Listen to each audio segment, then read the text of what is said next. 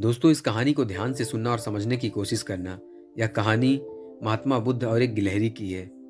भगवान बुद्ध आत्मज्ञान की खोज में तपस्या कर रहे थे। उनके मन में विभिन्न प्रकार के प्रश्न उमड़ रहे थे।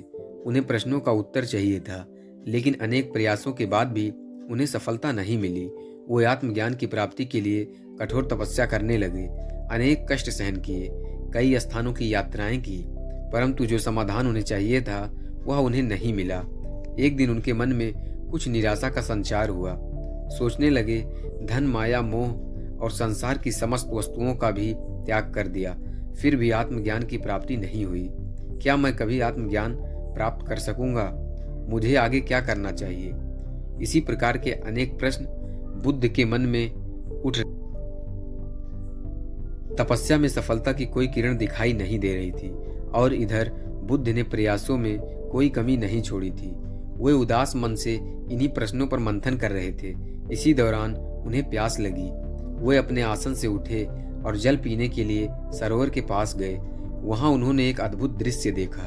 एक गिलहरी मुंह में कोई फल लिए सरोवर के पास आई। फल उससे छूटकर सरोवर में गिर गया। गिलहरी ने देखा, फल पानी की गहराई में जा रहा है। गिलहरी ने पानी में छलांग लगा दी। उसने अपना शरीर पानी में भिगोया और बाहर आई।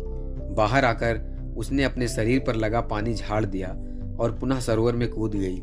उसने यह कर्म जारी रखा। बुद्ध उसे देख रहे थे, लेकिन गिलहरी इस बात से अनजान थी। वह लगातार अपने काम में जुटी रही। बुद्ध सोचने लगे, ये कैसी गिलहरी है? सरोवर का जल यह कभी नहीं सुखा सकेगी, लेकिन इसने हिम्मत नहीं हारी। यह पूरी शक्ति लगाकर सरोवर को खाली करने में जुटी है। अचानक बुद्ध के मन में एक विचार का उदय हुआ।